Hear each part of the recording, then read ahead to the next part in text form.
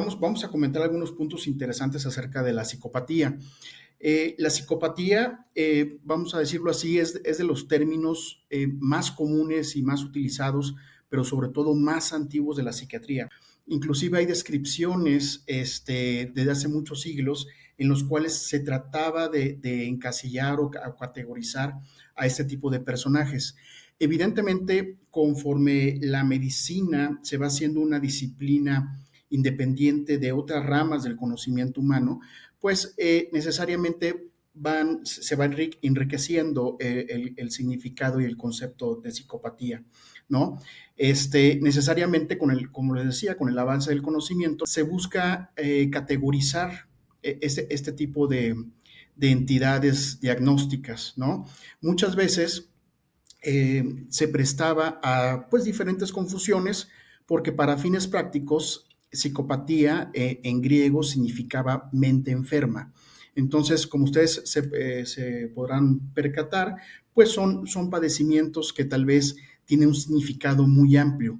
Conforme pasa el tiempo y ya en la época moderna de la psiquiatría, las psicopatías se va encasillando en el concepto de trastorno de personalidad, ¿sí?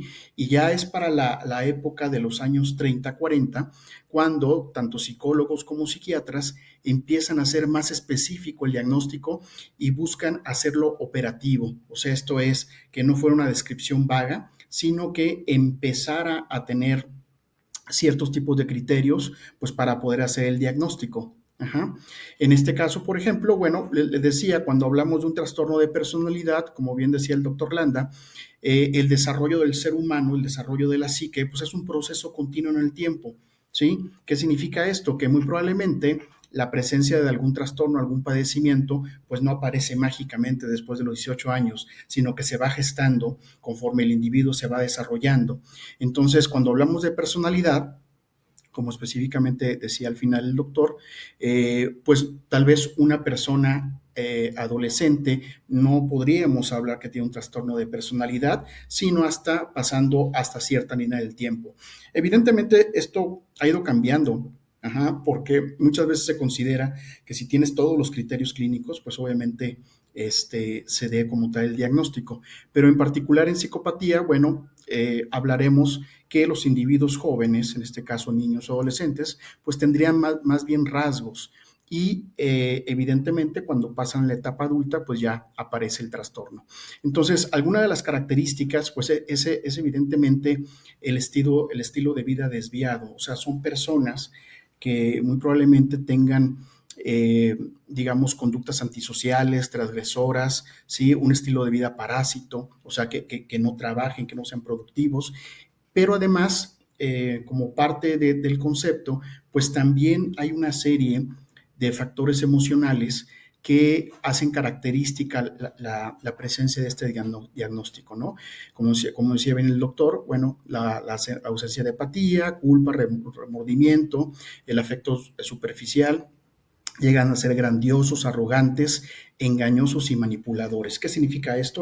Que cuando empezamos a comparar lo que es el diagnóstico de psicopatía con los, vamos a decirlo así, los diagnósticos tradicionales de las clasificaciones diagnósticas, en este caso el DCM, que es el Manual Estadístico de Trastornos Mentales de la Asociación Psiquiátrica Americana, al igual que la clasificación internacional de enfermedades de la OMS, pues como tal no aparece el término de psicopatía. Sin embargo, tenemos un par de diagnósticos en los cuales veíamos en las diapositivas anteriores, todos los trastornos de conducta de la infancia y la niñez confluyen en un trastorno de personalidad, ¿sí? O sea, una vez que pasan los 18 años, el trastorno de personalidad antisocial se considera un diagnóstico, evidentemente, en adultos.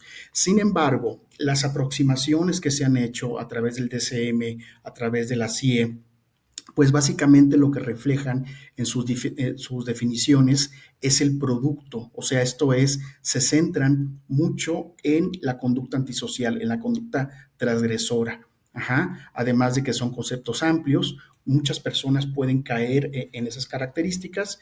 En algún momento se menciona el pobre control de impulsos, la ira, pero sobre todo nuevamente en temas antisociales, ¿no? En la conducta, en el resultado. Cuando Harvey Clicky y Robert Hare empiezan a describir de manera más exacta el término de psicopatía, ellos hablan de algo que probablemente sea más estrecho, ¿sí? Y que tenga que efectivamente tener características de este trastorno de personalidad. Recordemos que la personalidad es la interfase con que la mente interactúa con el mundo, pero también interactúa con el mundo interno, ¿no? Entonces, la personalidad es con lo que sentimos, vemos, entendemos y funcionamos con el mundo real. ¿Ok? Entonces, una característica del psicópata es que independientemente de que tenga una conducta criminal, ¿sí? Que tenga mucha versatilidad y que en poco tiempo pueda cometer muchos delitos, es que también tienen rasgos de personalidad que se parecen a otro tipo de trastornos. Por ejemplo, es muy común que la persona psicópata también tenga rasgos narcisistas, ¿sí? Ya sea también histriónicos, paranoides o borderline, ¿no? Inclusive cuando ustedes llegan a ver las películas de los psicópatas, ¿sí? Pues encuentran toda una gama de estilos de psicópatas, ¿sí? Y muchos de ellos son fanfarrones, ¿sí? Son explotadores o tienen mucho carisma.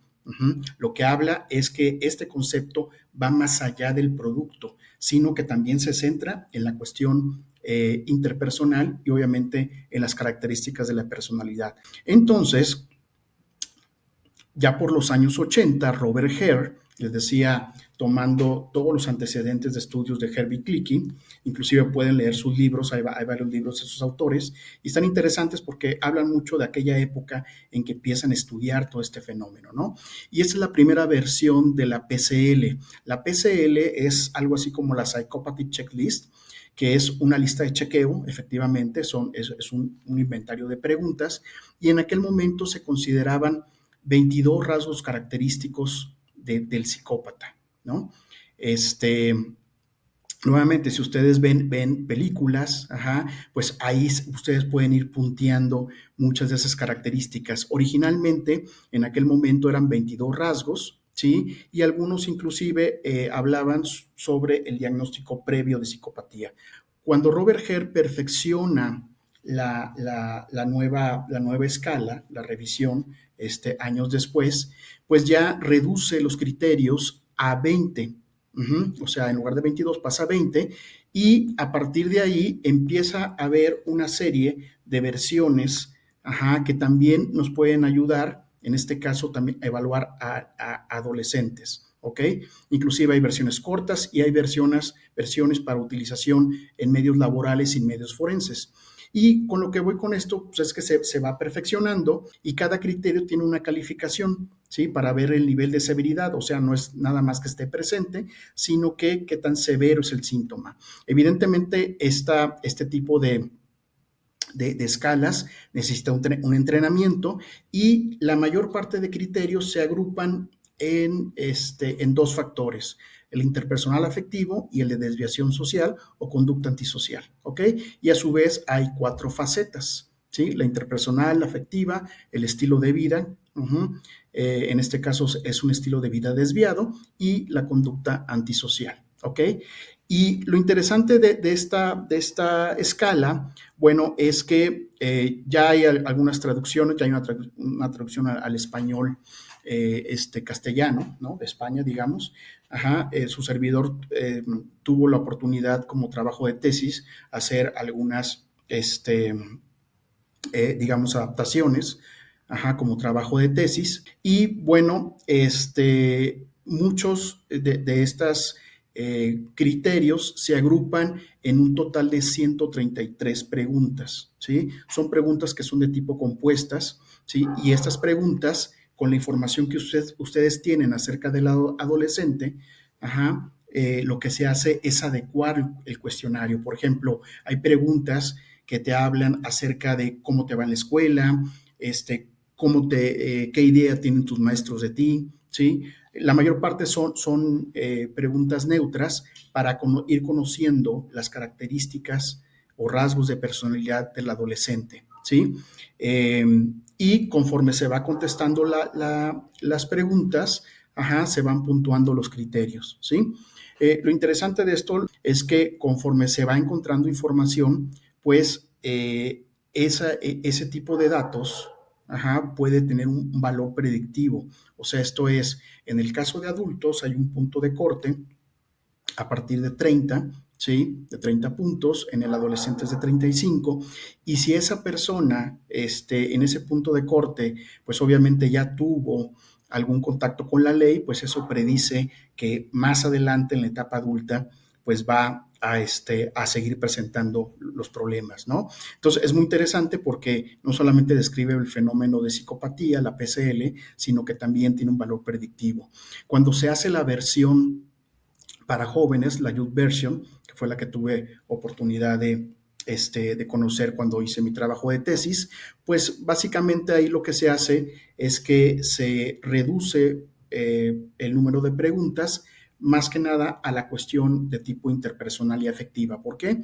Porque se piensa que tal vez una persona joven pues todavía no ha tenido oportunidad de, vamos a decirlo simbólicamente, de iniciar su vida criminal, sino como todavía depende de los padres, es difícil, ajá, que esté en contacto, por ejemplo, tal vez con bancos o algunas situaciones, digamos, más graves.